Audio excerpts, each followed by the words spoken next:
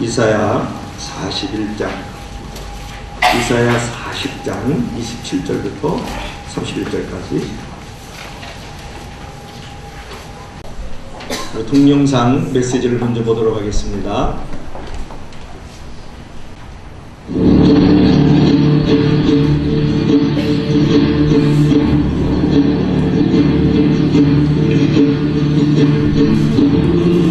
출교는 한 70년, 80년을 살았습니다.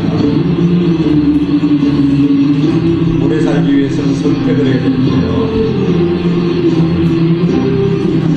힘겨운 가정이 있습니다. 뿌리가 부러지고 펜토도 갈아지고 날개는 부러지고 볼품 없는 모습입니다. 그때 선배는 좋은 선택을 합니다. 내가 죽느냐 사느냐 선택을 해요. 결정을 해요.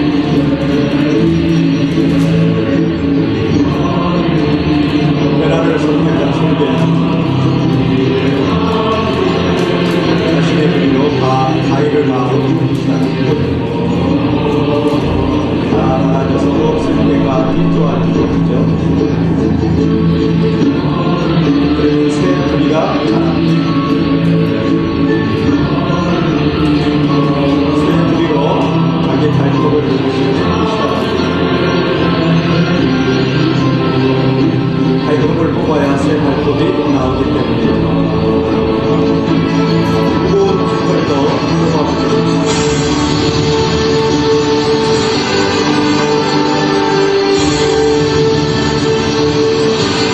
그래서 설계를 40년을 더 할 수 있는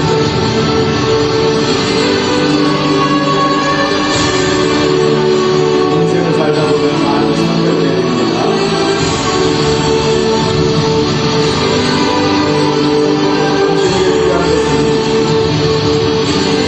선택이 아니라 예수님 결정하는 겁니다. 중요한 변화를 위해서 반드시 선택을 하고 결정을 하지 않다면 달라지지 않습니다.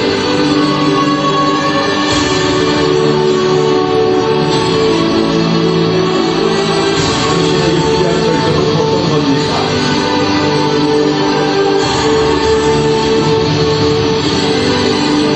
그러나 그 결정으로 말미암아 모두가 알게 되고 내가 합니다. 당신의 결정은 당신의 미래입니다. 아멘.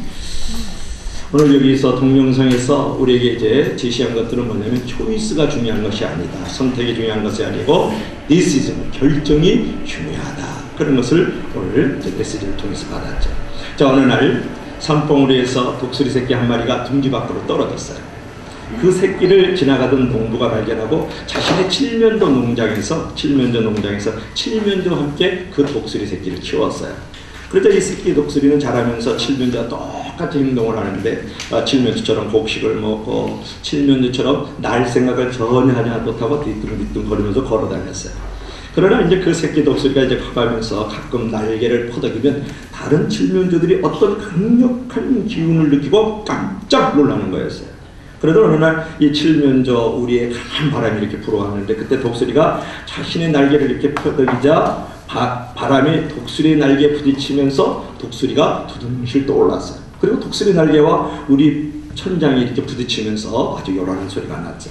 농부가 그 소리를 듣고 깜짝 놀라 이제 달려오면서 그 모습을 보고 중얼거렸죠. 독수리야, 나는 내가 언제 내 참모습을 알게 될지 참 궁금했다. 너는 창공에서 날더러 창조된 독수리야. 그 농부는 독수리를 처음 그 새끼 때 발견했던 그 산봉으로 데리고 올라가서 바람이 불 때 그 독수리를 놓아주었어요. 그러자 독수리는 자신의 강한 날개를 펴고 높은 창공으로 쏟아 올라가면서 마침내 자신이 원래 있어야 됐던, 누려야 됐던 그 창공 세계로 이제 항해하게 되었다. 비상하게 되었다. 더 높이 올라가게 되었다.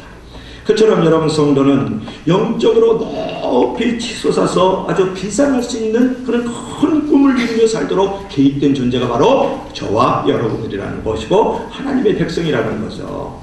그러나 아직도 이 새로운 세계에 대한 어떤 꿈과 비전도 없이 칠면조처럼 우리에 던져주는 곡식이나 먹고 뒤뚱뒤뚱거리면서 이 세상을 사는 성들이 얼마나 많이 있느냐, 그런 말이에요. 가끔 여러분 성령의 바람을 느끼면 창공으로 날 것 같지만은 다시 시련을 만나면 다시 꿈과 비전을 잊어버리고 나는 칠면조에 불과해 라고 생각하는 성도들은 없습니까? 그러나 하나님은 우리가 창공으로 솟아올라서 산봉우리에 넘어 예비된 놀라운 축복의 세계, 축복의 영광을 누리기를 원하시고 그런 것들을 보기를 원하시는 줄로 믿을 수 있기를 바랍니다. 여러분, 하나님의 예비한 그 영광과 축복된 세계를 발견하고 누리기 위해서는 어떤 믿음의 태도를 가져야 되겠는가? 더 높이 올라가는 비상하는 믿음의 태도를 갖기 위해서는 우리는 어떤 자세로 신앙생활을 해야 될 것인가 하는 것을 오늘 생각해 보려고 하는 거죠. 첫째로 여러분, 비상하는, 즉 높이 올라가는 그런 믿음의 태도를 갖기 위해서는 따라합시다. 인격적으로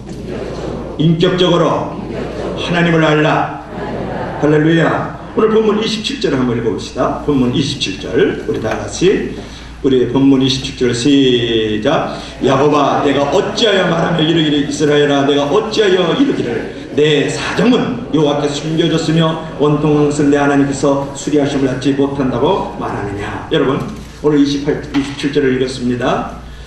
그 말씀처럼 사람들은요, 어떤 어려운 일을 당하면, 곤란한 일을 당하면, 어떤 시련을 당하면 이렇게 말을 합니다. 하나님, 왜 제 사정과 원통한 일을 외면하십니까? 왜 저는 수리하여 주시지 않는 거죠? 왜 저에게는 이런 일들을 처리해 주시지 않죠? 이렇게 질문한다는 거예요. 그러나 그런 답답한 말을 하기 전에 여러분들이 정말 신령과 진정으로 이 예배를 통하여 찾으시는 그 하나님 앞에 올바른 예배 생활을 해봤는 게 있느냐, 그런 거예요. 또 한 가지는 여러분들이 입술을 얼결고 정말 하나님을 밤새 부르짖어 기도하는 기도 생활을 한번 해본 적이 있느냐. 입술을 채우시는 하나님인데, 그리고 주님의 몸된 제단을 쓸고 닦으면서 하늘나라에서 상급과 멸류관의 식성을 알고 주의 성전을 사모하는 그런 봉사 생활을 해본 적이 있느냐고 묻고 싶습니다. 여러분이 정말 기도 생활하고 있고, 정말 교회 생활하고 있고, 정말 예배 생활을 하고 있느냐? 하나님 앞에 왜 원통한 일, 이런 사정을 왜 수리해 주지 않습니까? 라고 질문하기 전에 말이에요. 너는 아직도 모르느냐? 아직도 못 들었느냐? 하나님께서 이제 이스라엘 백성들에게 그렇게 말씀하는 거예요. 그 탄식이 얼마나 답답하면 아직도 모르느냐? 아직도 못 들었느냐? 그렇게 말씀하는 거예요. 28절 한번 읽어봐요. 자, 하나님께서 왜 내 사정은, 내 원통한 일은 이렇게 고쳐주지 않죠? 왜 수리해 주시지 않죠? 그랬더니 하나님께서 28절에 말씀해요. 다 같이 한번 읽어봅시다. 시작. 너는 알지 못하였느냐, 듣지 못하느냐, 영원하신 여호와 땅끝까지 창조하신 자는 피곤치 아니하시며 곤비치 아니하시며 명철이 한이 없으시며. 여러분, 28절의 말씀은 뭐냐면 한마디로 하나님을 확실히 알아라. 분명히 하나님을 알라, 그렇게 말씀하는 거예요. 여러분, 하나님을 더 많이 알려고 하십시오. 그러나 지식적으로 하나님에 대해서 아는 것, knowing about God이 되면 안 돼요. 하나님에 관해서 하나님에 대해서 알기만 하면 소용없어요. knowing God, 즉 하나님을 아는 것, 즉 인격적으로 하나님을 아는 것이 중요해요. 지식적으로 아무리 하나님을 알아도 소용없어요.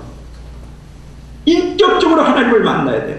하나님을 알 때 지식적으로 알지 말고 인격적으로 하나님을 알기를 원하시는 그 하나님의 사정을 여러분이 먼저 수리해 줘야 돼요. 미국의 한 사람이 자살을 했어요. 그런데 자살자의 그 자동차 번호판에는 이런 글귀가 써있다 그러잖아요. Jesus is the answer. 예수님이 해답이다. 예수님이 해답인데 왜 자살했냐, 그런 말. 그런 지식, 그런 정보나 갖고 있으면 무슨 의미가 있느냐, 그런 말이에요. 그런 지식적인 믿음이 나에게 어떤 소용이 있죠? 하나님 인격적으로 만나면 그때부터 복된 인생 역전이 시작이 되는 거예요. 1970년 한 17세 백인 소녀가 실수로 임신을 했어요. 상대 남자는 흑인을 했어요. 그녀는 낙태를 심하게 고민을 했어요. 그러니까 집에서도 낙태하든지 아니면 집을 나가라, 이렇게 이제 매몰차게 모아댔어요. 그러나 그녀는 아이를 낳기로 결심을 했어요. 그런데 흑인 남자는 도망가 버리고 자신도 살 길이 막막했는데, 그때 우연찮게 길에서 한 부인을 만났는데 그 부인이 하나님의 그 사랑과 그 용서를 이 여인에게 전해주었어요. 그때 그 하나님께서 그 여인에게 찾아오셨어요. 그래서 그녀는 하나님을 인격적으로 만났고 하나님을 위하여 살기로 이제 결정을 하고 그 아들을 이제 낳았는데 그 아들 이름을 이스라엘이라고 지었어요. 그때 그녀는 하나님을 잘 몰랐고 기도도 할 줄은 몰랐지만 그냥 기도를 했어요. 하나님, 제 아들을 하나님께 맡깁니다. 하나님의 일에 써주소서. 그 아들이 자라면서 놀라운 음악적인 재능을 보였는데, 그리고 아버지로부터 버림받은 아픔과 상처를 노래로 승화시키고 복음성가를 만들면서 예배를 인도를 하고 도왔어요. 그가 미국에서 찬양인들로 유명한 이스라엘 휴토리라는 사람입니다. 여러분, 아무리 힘들어도요, 하나님과 인격적으로 만나면 삶이 달라지고 축복의 지경도 달라지는 거죠. 그러므로 매일 하나님의 은혜를 받고 더욱더 큰 은혜와 축복을 달라고 기도하고 믿음으로 나가기를 바랍니다. 여러분, 축복을 원하는 것은 이기주의가 아니에요. 축복만을 원하는 것이 이기적이고 기복주의 신앙이죠. 여러분, 더 축복을 받고 더 헌신하고 더 섬기고 더 많은 사람들이 이것의 축복 등으로 하나님의 영광의 통로로 쓰임받기를 원하는 그 축복을 원하는 것은 얼마나 좋은 신앙인지 몰라요. 이제 하나님과 여러분 깊은 인격적인 만남을 통해서 큰 축복과 영광을 예비하는 저와 여러분들이 되기를 바랍니다. 자, 두 번째로는 여러분, 비상하는 믿음의 태도를 갖기 위해서 더 높이 독수리처럼 차고 올라갈 수 있는 믿음의 태도는 뭐냐? 하나님께 맡겨라. 다 같이 따라합시다. 하나님께 맡겨라. 하나님께 맡겨라. 오늘 본문 그 28절의 말씀을 보면요, 창조주 하나님은 지금도 피곤함을 느끼지 않고 창조물을 하나도 빠짐없이 돌보시고 인도하시고 보호하신다. 그렇게 말씀하고 있는 거예요. 그렇다면 하나님의 자녀된 우리는 얼마나 더 도와주시지 않겠느냐, 그런 말씀인 거죠.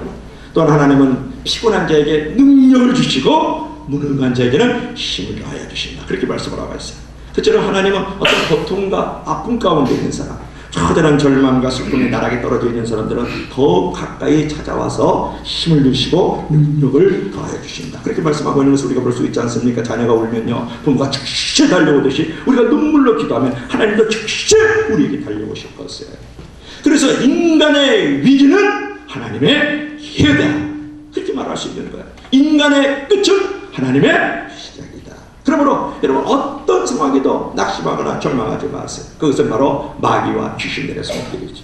여러분, 이 세상에 인생을 자신할 사람이 아무도 없는 거예요. 오늘 30절 한번 보세요. 자, 어떻게 얘기하실까요? 30절 시작. 소년이라도 피곤하며 곤비하며 장정이라도 넘어지고 자빠지되. 뭐라 그랬어요? 소년이라도 피곤하고 곤비하며 장정이라도 넘어지고 자빠지되.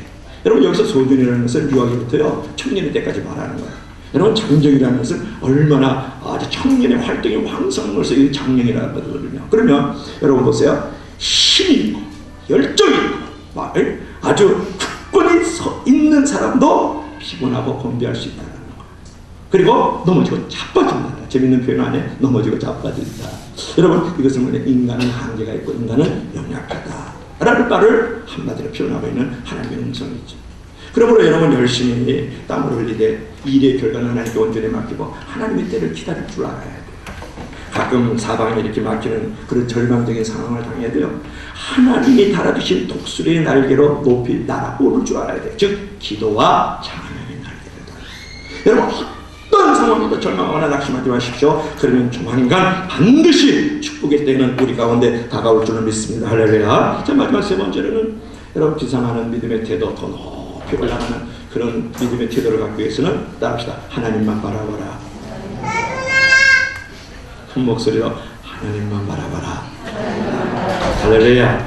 여러분, 어떤 대상을요 계속 이렇게 바라보면 그 바라보는 대상이 점점 더 확대되고 가까이 와요. 그처럼 하나님을 계속 바라보면 하나님이 크게 보이면서 하나님이 나에게 가까이 오게 되면요, 미운 사람이나 어려운 문제는 점점 작게 보이고 하나님이 크게 보이고 가까이 느껴지는 거예요. 여러분, 하나님이 크고 가까이 보여지면 모든 시험과 문제는 작아지는 것이고요. 시험과 문제를 자꾸 묵상하면서 그것만 집중하고 있고 그것에 집착하고 그것만 바라보면 하나님은 매우 왜소하게 보이는 거예요. 매우 하나님이 위축되게 보인다고요. 여러분, 그처럼 자신의 어떤 약점과 실패와 고통만 생각하지 말고 하나님만 바라보고 하나님의 말씀과 약속의 축복을 바라보기를 주의 이름으로 가지고 축원합니다. 여러분, 인생을 살면서 어떤 면을 바라보느냐의 선택함에 따라 인생의 미래가 확연히 결정되는 거예요. 당신의 결정이 미래를 만듭니다라고 오늘 말씀하고 있잖아요. 밝은 면을 바라보면 삶이 밝아지는 거죠. 어두운 면을 바라보면 인생이 어두워지는 거예요. 그리고 여러분 잘 알죠? 그런 영화 많이 들었잖아요. 나치스 용서에 잡혀있는데 한 사람은 살아서 나오고 한 사람은 죽어서 나왔다면서요. 자, 왜 그랬을까요? 한 사람은요, 맨날 창살 안에 있는 시궁창만 바라보고, 그 유대인은 그 수용소에 살았어요. 나치 수용소에서. 그러니까 시궁창 인생같이 더럽게 되다가 결국은 인생이 어두워서 죽어서 나오는 거예요. 근데 한 밑에 있는 창살 넘어 있는 푸른 하늘을 바라보면서 늘 밝고 명랑하게 살았어요. 그랬더니 그런 푸른 인생이 되어서 살아서 나왔다는 얘기, 전설같이 잘 듣고 있잖아요. 여러분 살면서 여러분 어떤 면을 바라보느냐의 선택이 여러분의 인생을 좌우하는 좌우명이 되는 거예요. 그렇기 때문에 누구를 바라보되 하나님과 그분의 말씀을 바라보기로 주의 이름으로 가지고 축원하며 할렐루야. 그러면 반드시 살는 역사가 일어나는 거예요. 일어서는 역사가 일어나고 나라 오르는 역사가 우리 가운데 일어나는 것이죠. 여러분 요셉을 보십시오. 요셉은요 17살에 이제 그 구덩이 떨어지잖아요. 그는 13년 동안요 무수히 이제 환란을 이유 없이 당했어요. 13년 동안 변함없이. 그럼에도 불구하고 언제나 신실했던 사람이 누구냐면 요셉입니다. 언젠가는 자기의 때가 온다고 믿었기 때문에 그런 거죠. 오늘 요셉이 오늘 왔는데도 여러분 형님들에게 미움을 받아가지고 요셉은요 17살 때 많은 운동에 떨어지잖아요. 그리고 보디발 장군의 집에 이제 애굽으로 팔려가서 거기서 억울한 누명 쓰고 또 감옥으로 또 떨어지잖아요. 감옥살이를 하게 되잖아요. 그러나 그는 반드시 꿈은 이루어지고 하나님께서 함께 하시는 때가 반드시 온다고 그걸 바라보고 믿었단 말이에요.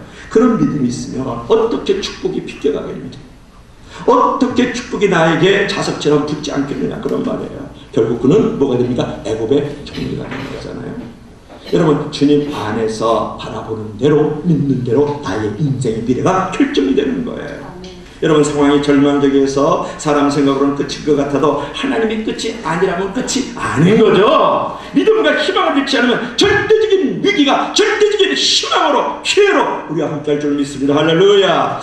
그러므로 아무리 힘든 상황이 펼쳐지더라도요 끝까지 하나님과 그분의 약속의 말씀을 붙들고 가야 되는 거예요. 내 인생이 끝난 게 아니에요. 지금은 과정이에요.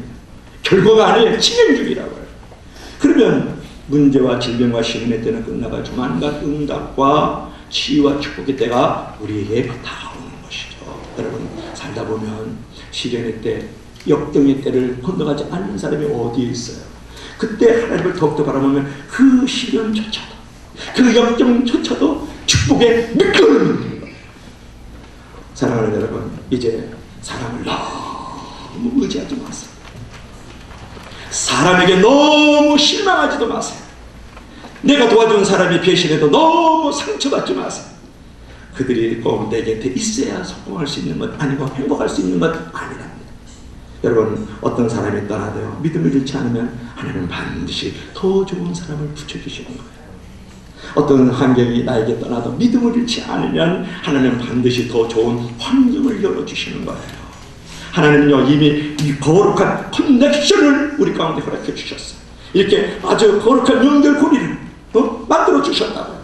그리고 가장 적절할 때 우리의 비전을 이룰 수 있도록, 우리 환경이 잘 만들어질 수 있도록 아침 내 비전을 이루게 하시고 꿈을 이루게 하시고 우리의 소원을 완성시켜 주시는 하나님인 줄 믿을 수 있기를 바랍니다. 여러분 성도가 계속 바라보고 생각할 것은 뭐냐면 하나님의 은혜와 사랑인 거예요. 반드시 하나님은 합력하여 소원을 이루십니다. 반드시 그분을 앞서 진행하면서 나의 인생을 잘되게 하시고 복되게 하시고 형통케 하여 주시는 살아계신 하나님, 나의 좋은 아버지, 나의 목자이시고 나를 반드시 창조주 하나님이다. 그는 피곤하지도 않고 그는 무능하지도 않으며 그는 곤비치도 아니하시는 살아계신 하나님 아버지 목자시라는 고백을 하길 주의 이름으로 하기를 축원합니다. 그래서 하나님이 그 영혼과 생각의 주인이 되시면 그때부터 선한 역사, 기적의 역사, 축복의 역사, 영광의 역사가 거기서부터 나타나기 시작합니다. 비상하는 믿음, 즉 더 높이 올라가는 믿음을 갖기 위해서 우리가 독서를 통해서 마지막으로 교훈을 받기를 원해요. 자, 마지막으로 한번 읽어볼까요? 31장 자, 40장 31절 우리 다 같이 한 목소리를 읽어봅니다. 시작. 독수리의 날개치며 올라간 것 같을 것이요 다른 법들라도 곤빗지 아니겠고 돌아가도 피곤치 아니하리라. 자, 이 말씀 너무 좋지 않아요? 독수리 날개쳐 올라가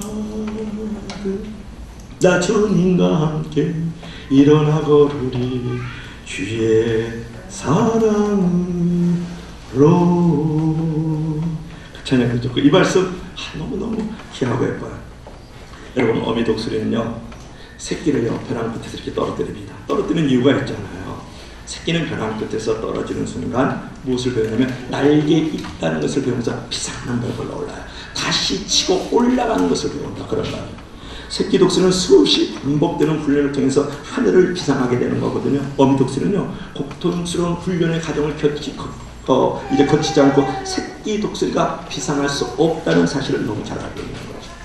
여러분, 조셉 바크라는 사람이 이런 말을 했어요. 독수리는 참새 둥지에 안주하지 않는다. 독수리는 참새 둥지에 안주하지 않는다, 그렇게 말을 했어요. 하나님은 우리를 참새로 부르지 않고 우리를 뭐라고? 독수리를 부르셨고요. 하나님은 당신을요 독수리로 비유했고 우리를 독수리로 비유하고 있다. 하나님은 이스라엘 백성들을 뭐라고 그래? 내가 독수리가 되어 너희들을 날개에 실어서 광야를 인도했느니라. 그러면서 하나님이 독수리라 그랬어요. 그리고 오늘 성경은 뭐라고 말씀하고 있어요? 독수리 날개 치려 올라갈 것이다. 너희들이 우리를 또 독수리로 비유했단 말이죠. 여러분, 그런 까닭에 우리는 참새 둥지에 앉아서는 안 된다는 거예요. 하나님이 독수리고 내가 독수리야.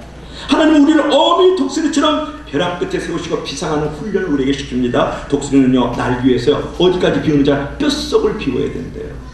독수리가 상승 기류를 타고 한 번 움직이면 6,450km까지 날아간다는 거예요. 2,500km까지.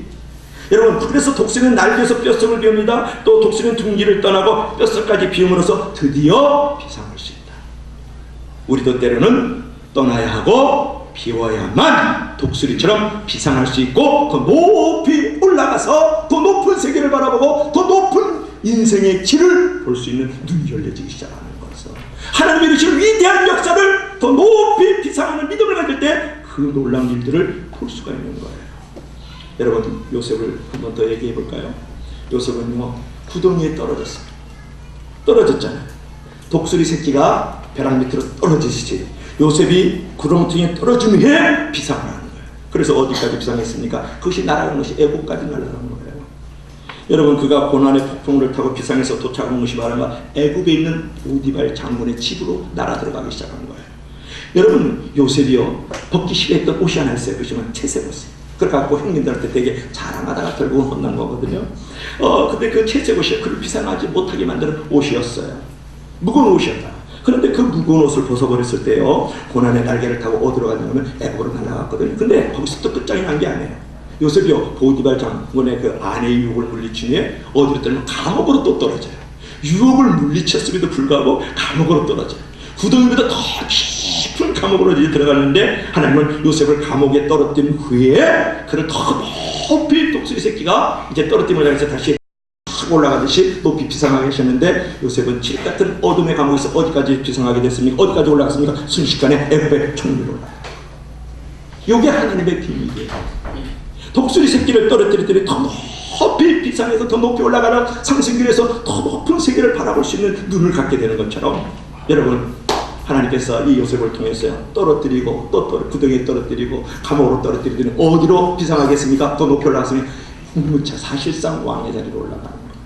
여러분, 벼랑 끝은 추락하는 것이 아니라 비상하는 것임을 알아야 됩니다. 여러분, 기가 막힐 웅덩이가 바로 비상하는 장소임을 깨닫고 잘 견딜 줄 알아야 돼요. 그러면 우리가 비상하는 더 높이 올라가는 구체적인 그런 어떤 삶은 어떤 것일까? 그런 것인데 첫째로는 여러분 기도와 성령 충만, 기도해야 줄 알아야 됩니다. 여러분, 비상하는 삶을 살기 위해서는 어떻게 해야만 비상하는 삶이에요? 내 인생이 나락으로 떨어질 때, 내 인생의 위기가 찾아올 때, 나에게 어떤 어려운 일로 인해서 정말 바닥을 치는 삶을 살아갈 때 내가 비상하는 삶을 살기 위해서는 무엇을 해야 됩니까? 기도하는 삶을 살아야 된다. 기도는 비상하게 더 높이 올라가게 만드는, 더 넓은 세계를 보게 하는 거야. 하나님의 눈으로 모든 것을 바라볼 수 있는 놀라운 영역을 갖는 것이 무엇이냐? 바로 기도예요. 여러분, 그래서 무릎 꿇는 자가 가장 멀리 본다, 그런 말이 있잖아요. 무릎 꿇는 순간 우리 영혼은 가장 높은 곳을 비상하게 되면서 하나님의 눈으로 세상을 바라보게 되는 것이죠. 기도하면요 하늘 보좌에 올라가서 누구를 만나 하나님의 얼굴을 뵙고 하나님을 만날 수 있는 놀라운 자리가 바로 기도의 자리다. 그래서 가만 여자가 이런 말을 했어요. 하나님께 나아가는 자들, 하나님의 보좌 앞에 갈 수 있는 자들은 기도와 찬양의 날개를 가진 자다, 그런 말을 했어요. 그리고 여러분, 성령 충만한 삶이요, 우리를 더 높이 올라가는 비상하는 삶을 만들어주잖아요. 여러분, 비상하는 삶을 살기 위해서는 성령 충만한 삶을 살아야 돼요. 마귀와 세상과 육신은요, 우리를 아래 끌어들이잖아요. 그래서 자꾸 나락으로, 자꾸 떨어뜨리고, 자꾸 바다가 치는 인생으로 만들잖아요. 그러나 성령 충만을 받을 때 우리의 모든 무거운 짐, 수고스러운 짐, 괴로운 짐을 벗어버리고 참된 자유와 평안과 축복을 누릴 수 있게 하는 것이 성령. 오직 성령님만이 우리의 모든 죄로 죽었던 우리들을 살리시고 십자가에서 다시 살리시고 하늘에 앉힐 수 있도록 도와주는 것이 바로 성령 안에서 있는 거예요. 성령 충만할 수 있기를 바랍니다. 자, 오늘 결론적으로 여러분, 이제 참새 성도가 아닌 독수리 성도가 되어야 되지 않겠습니까? 여러분, 산봉우리 바깥으로 나가면 편하지 않잖아요. 바람을 불잖아요.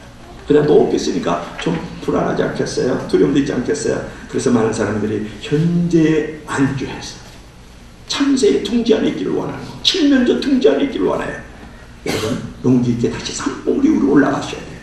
지금 형편이 부족하고 상황이 안 좋아, 나이가 들었고 병이 있고 왠지 나의 꿈이 무너져 있어, 실패 가운데 있을지라도 거룩한 꿈과 비전을 포기하지 말고 산봉우리로 올라가야 돼요. 그러면 앞으로 놀라운 세계가 펼쳐지고 수많은 경이로운 일들이 이루어질 것을 반드시 여러분이 보게 될 것이에요. 이제 현재의 모습에 안주하지 마십시오.